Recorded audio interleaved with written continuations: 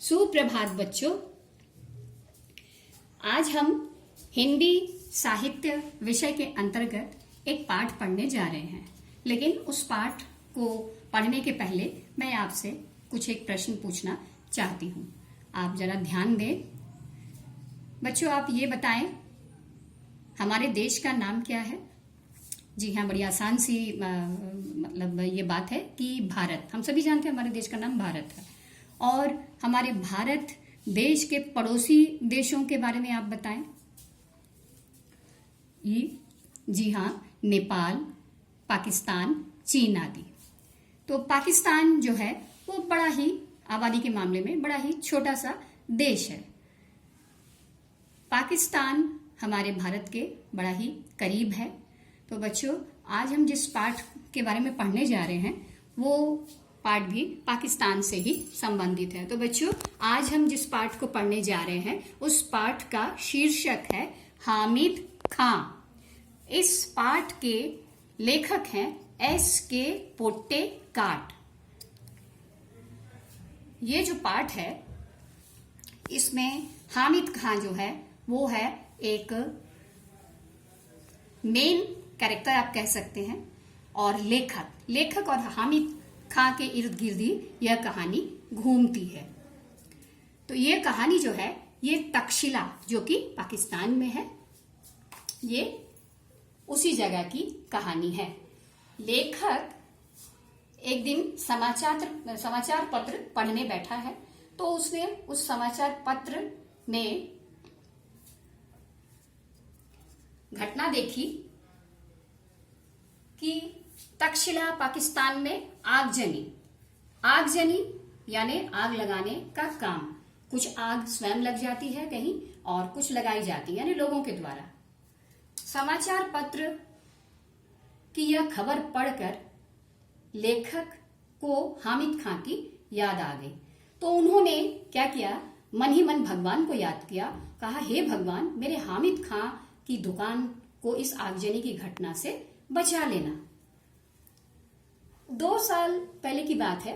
लेखक जब तक्षशिला गया था, वो वहां के पौराणिक खंडहर देखने गया था। पौराणिक खंडहर यानी पुराने खंडहर। ये 2 साल पहले की बात है। जब लेखक उन खंडहरों को देख रहा था तो धूप जो थी एकदम कड़कड़ाती हुई धूप थी, और दूसरी तरफ लेखक का भूख प्यास से बहुत बुरा हाल था। उसे बहुत भूख लगी थी, प्यास भी लगी थी।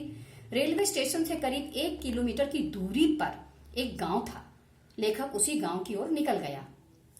तो लेखक जैसे जैसे आगे बढ़ रहा है वह क्या देख रहा है कि हस्तरेखाओं के समान फैली गलियों से भरा तंग बाजार। हस्तरेखाओं यानी हाथ रेखाओं, जो लकीरें होती हैं। आप अपने हाथों को देखें, यानी इन हथेलियों, पाम्स को देखें। इसमें देखें ढेर सारी रेखाएं हैं, छोटी, बड़ी, पतली, मोटी। तो लेखक कहता है कि जो बाजार है वो बड़ा ही छोटा सा था और उसमें बहुत सारी गलियां थी।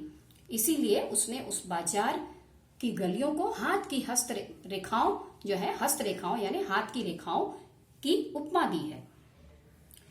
जहां जहां लेखक की नजर पड़ रही थी वहां उसे मच्छर, धुआं और गंदी जगहें दिखाई पड़ रही थी।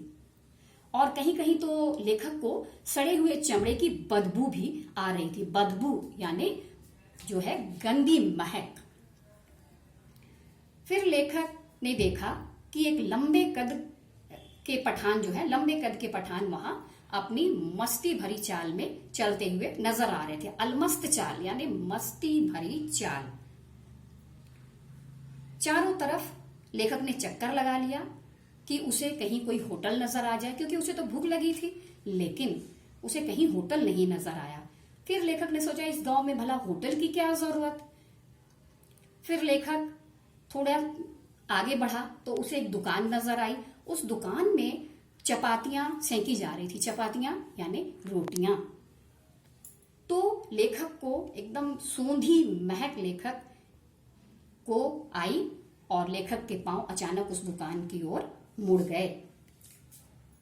लेखक को भूख लगी थी तो वो उस दुकान की ओर मुड़ गया। और लेखक का कहना है कि उन्होंने जान लिया कि परदेश में चेहरे पर अगर मुस्कुराहट होती है तो ही लोग कोई मदद करते हैं, यानी जो मुस्कुरा के किसी से बात करता है उसी की लोग मदद करते हैं। लेखक मुस्कुराते हुए अंदर घुस गया। उसने देखा एक अधेड़ उम्र का पठान अंगीठी के पास सिर झुकाए चपातियां सेक रहा था। लेखक ने अंदर, जैसे ही लेखक अंदर गया, वह अधेड़ पठान उसकी ओर देखने लगा। तो लेखक ने उसकी ओर मुस्कुरा कर देखा। फिर लेखक ने देखा कि उसके चेहरे पर कोई परिवर्तन नहीं, यानी कोई बदलाव नहीं, वह बेपरवाही से उसे देखे जा रहा था। तो इन्होंने कहा, लेखक ने कहा, खाने को कुछ मिलेगा? चपाती और सालन है, वहां बैठ जाइए। उस अधेड़ उम्र के पठान ने एक बेंच की ओर इशारा करके बताया। लेखक जो है वो रुमाल से हवा करने लगा और उसने दुकान के भीतर देखा। बहुत ही मतलब अजीबोगरीब थी वो दुकान। बेढंगे ढंग से लिपा हुआ आंगन, धूल से भरी दीवारें, एक कोने में खाट पड़ी हुई थी। एक गड़ियल बुढ़ा, यानी दाढ़ी वाला बुढ़ा, गंदे तकिए पर कोहनी टेके हुए, कोहनी यानी जिसे आप एल्बो कहते हैं, वो हुक्का पी रहा था। उसके बाद क्या होता है, भाईजान आप कहाँ के रहने वाले हैं? चपाती को अंगारों पर रखते हुए उस अधेड़ उम्र के पठान ने पूछा। लेखक ने जवाब दिया, मालाबार। लेखक कहता है कि मैं मालाबार का रहने वाला हूं। उसने यह नाम नहीं सुना था, अधेड़ उम्र के पठान ने यह नाम सुना ही नहीं था। वह आटे को हाथ में लेकर क्या कर रहा है कि गोलाकार बनाते हुए उसे फिर पूछा कि यह हिंदुस्तान में ही है ना? लेखक कहता है, हाँ, भारत के दक्षिणी छोर, चेन्नई के आगे। चेन्नई का तो नाम आपने सुना ही होगा। दक्षिणी छोर यानी साउथ की ओर। क्या आप हिंदू हैं? फिर सवाल जवाब हो रहे हैं। हाँ, एक हिंदू घर में जन्म लिया। लेखक कहता, हाँ, मैंने एक हिंदू घर में जन्म लिया है। फिर वह कहता है, पठान, आप मुसलमानी होटल में खाना खाएंगे? क्योंकि यहाँ हिंदू मुसलमान की बात आ रही है। क्यों नहीं? लेखक कहता है, क्यों नहीं, हमारे यहाँ तो आप अगर बढ़िया चाय पीनी हो या बढ़िया पुलाव खाना हो तो लोग बेखटके मुसलमानी होटल में जाया करते हैं। वह मेरी बात पर विश्वास नहीं कर पाया, यानी लेखक की बात पर वो अधेड़ उम्र का पठान जो है विश्वास ही नहीं कर पाया कि हाँ, ऐसा हिंदू मुसलमान जो है, मतलब हिंदू जो है मुसलमानों के होटल में जाके खाते हैं, कोई लोग भेदभाव नहीं करते हैं, सब मिलकर रहते हैं। भारत में मुसलमानों ने जिस पहली मस्जिद का निर्माण किया था, यानी जो पहली मस्जिद बनाई गई थी, वो हमारे ही राज्य में एक स्थान कोडुंगलूर में है। हमारे यहाँ हिंदू मुसलमानों के बीच दंगे नहीं के बराबर होते हैं। दंगे यानी धर्म के नाम पर जो लड़ाई झगड़े होते हैं। उसने मेरी बात को बहुत ध्यानपूर्वक सुनकर कहा। उसने यानी अधेड़ उम्र के पठान ने, काश मैं आपके मुल्क में आकर यह सब अपनी आंखों से देख सकता। मुल्क हम देश को कहते हैं। क्या आपको मेरी बात पर विश्वास नहीं होता? मैंने पूछा। यानी लेखक कहता, मेरी बात पर आपको विश्वास नहीं होता है? तो बोला कि हाँ।